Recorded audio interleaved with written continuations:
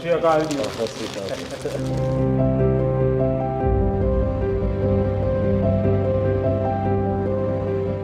हिंदुस्तान के गांव का एक लड़का जब दुनिया में नाम रोशन करता है तो अच्छा लगता है।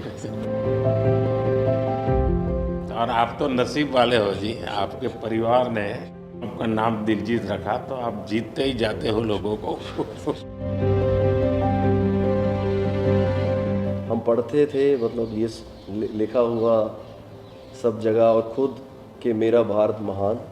लेकिन मेरा भारत महान मैंने इस टूर में एक्चुअल जाना सर, जब मैं भारत घूमा ना जी पूरा, तो मेरे को पता चला ये क्यों कहते हैं मेरा भारत महान। सचमुच में भारत की विशालता एक अपना शक्ति है जी। ये बेनिफिट जनसंख्या इसलिए मिलता है ऐसा नहीं है। हम लोग एक वाइब्रेंट सोसाइटी है।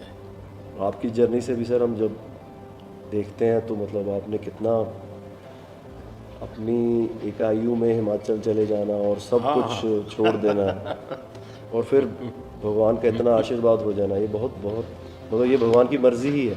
उसके बिना क्या होता है? 100%। हमारे देश में हर इंसान पौधे में भी परमात्मा देखता है। 100% देखते हैं, मतलब हम वेस्टेज नहीं करते हैं। हाँ, थ्रो अवे कल्चर वाले लोग नहीं नहीं है, है। नहीं है। रिसाइकल रीयूज अभी दुनिया में नाम आया है, हमारे तो ब्लड में है। हाँ जी दुनिया को इसका पता नहीं है। जी, कभी आप अपने कार्यक्रमों के द्वारा ये ज़रूर कर सकते हैं जी। कि भारत के लोग पर्यावरण की रक्षा कैसे करते कैसे हैं। करते हैं? अब जैसे मैंने अभी ये कार्यक्रम चलाया, एक पेड़ माँ के नाम, अपनी माँ को याद करते हुए, माँ जिंदा है तो माँ को साथ ले जाओ और पेड़ लगाओ। माँ की जीवन स्मृति बन जाएगी वो। और माँ जिंदा नहीं है हाँ, तो फोटो लेकर के जाओ, लेकिन माँ को कहो माँ तुम्हारे लिए। हमारे लिए पेड़ है। तो अपनी माँ जिसने हमें जन्म दिया और ये धरती माता जो जीवन देती है, दोनों को हम एक प्रकार से जी आज करोड़ों लोग ये काम कर रहे हैं। कर रहे हैं। हाँ, भारत में सबसे बड़ा अगर कोई जादू जिसको कह लो तो वो योग है। और जिसने योगा को अनुभव किया है वो उसकी ताकत जानता है। हाँ जी सर। आपको ये बाहर जाते हैं तो अनुभव क्या आता है? संगीत के इतने बड़े समारोह में जाते हैं तो बाकी लोगों की भाषा, उनकी स्टाइल, नए इमोशंस होते हैं। जी जी सर, मेरे को लगता है सर जैसा उन्होंने बना दिया एक कोचेला को, एक फेस्टिवल या और भी फेस्टिवल्स बड़े होते हैं, हम तो बहुत ज़्यादा बड़े कर सकते हैं यहाँ पे सर। और लोग दुनिया भर से ट्रैवल करते हैं ऐसे फेस्टिवल्स के लिए। तो हमारा तो इतना रिच कल्चर है, अगर हम ढाबे में बैठ के भी खाना खा रहे हैं और कोई राजस्थान में गा रहा है तो इतना सुरीला गा रहा है कि बंदा बोलता है कि मैं गाना छोड़ दूं यार, ये इतना अच्छा गाना गा रहा है। और मैं प्रोफेशनली गाता हूँ, ये बंदा प्रोफेशनली गा भी नहीं रहा और मेरे से अच्छा गा रहा है। इतनी ज़्यादा उनके अंदर कला है। वो लोग बना के बैठ गए।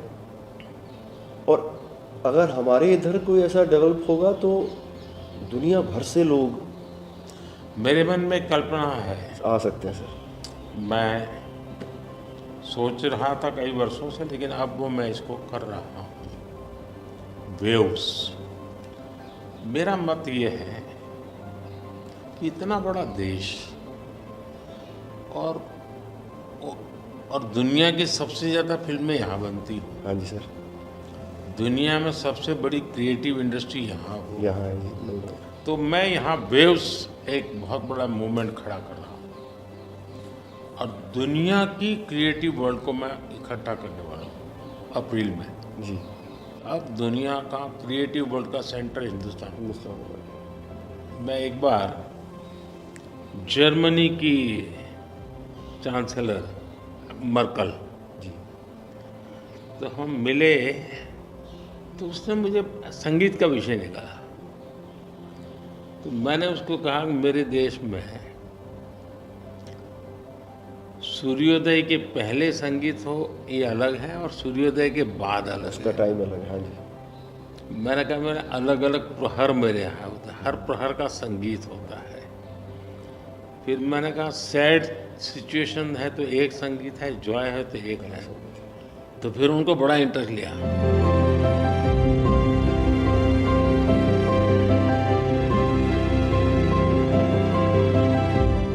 मैं सचमुच में साहबजादों का जो बलिदान है, जी सर। लेकिन सिख परंपरा ने उसको जिस प्रकार से निभाया है, जी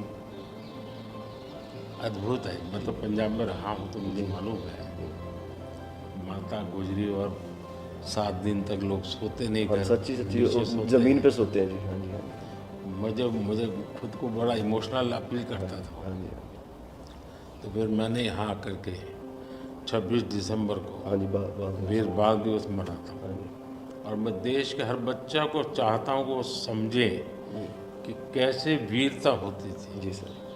आस्था क्या होती थी। कच्छ के अंदर लखपत में गुरुद्वारा है। 2001 में जब भूकंप आया तो उसको काफ़ी नुकसान हुआ गुरुद्वारा में। गुरु नानक देव जी वहाँ रहे थे, तो मुझे बड़ी गहरी चोट पहुँची। तब तो मैं मुख्यमंत्री नहीं था, लेकिन मैं तब एक वॉलेंटियर के रूप में वहाँ कच्छ में काम करता था। अच्छा जी। भूकंप के 9 महीने के बाद मैं मुख्यमंत्री बना। जी सर। तो मैं कच्छ गया और मैंने पहला काम तय किया, मैं एक गुरुद्वारा को बनाऊंगा। बड़ी बात। लेकिन मैंने दूसरा तय किया कि मैं वैसे ही बनाऊंगा जैसा उस समय बना था। तो ऐसे लोग कौन मिलेंगे, तो मैंने बहुत ढूंढा मिट्टी को वहाँ कहाँ से मिलेगी उस प्रकार की। जी आखिर मैंने राजस्थान से कलाकारों को लाया, आर्टिस्टों को, और उनके बाद जैसा था वैसा बनाया। सर, मैंने आपका इंटरव्यू देखा था सर अभी हाल ही में। हाँ। उसमें जब आप अपने माँ और गंगा माँ की बात कर रहे थे, जब आप इमोशनल हो गए सर, वो मुझे बहुत टच किया। मतलब वो एक हमारे लिए आप प्रधानमंत्री एक बहुत बड़ा पद है, तो हम शायद एक जो उसके पीछे एक माँ और बेटा और इंसान है, वो कई बार वो निकल जाता है, भूल जाता है, क्योंकि एक ओहदा बहुत बड़ा है। लेकिन वो जब आप अपने माँ को लेके और गंगा मैया को लेके, वो जो आपका वो दिल भरा, वो टच होता है सर। पता चलता है कि ये एक्चुअली ये दिल से बात निकली है, तभी दिल तक गई। सर ये हमने इंडिया की तरफ से ये पहला सबसे बिगेस्ट टूर हुआ है कि हमने जितने देशों में शोज़ किए, पहली बार स्टेडियम शोज़ किए सर हमने। ये इस साल जैसे टूर कल्चर हमारे कम था हमारे। अहमदाबाद में कहाँ किया आपने? गिफ्ट सिटी में? हाँ जी, हाँ जी, हाँ अच्छा। जी, हाँ जी सर। वो गिफ्ट सिटी भी एक मेरा बड़ा ड्रीम प्रोजेक्ट। हाँ जी सर, हमने सबने हमको बताया सर, हमसे जलेबी फाफड़ा भी खाया और सबने बताया। सबसे बड़ी बात है, मैं आपकी तारीफ करने के लिए नहीं कह रहा, नहीं सर। इस शोहरत को पहचाना। और मैं आपके व्यवहार से देखता हूँ, लोगों से सुनता हूँ कभी कभी, तो मुझे लगता है कि आपके माता पिता के संस्कार का हो या गुरु की कृपा रहो, आपने सारी चीज़ों को पचाया है, शुक्र। उछल नहीं पड़े।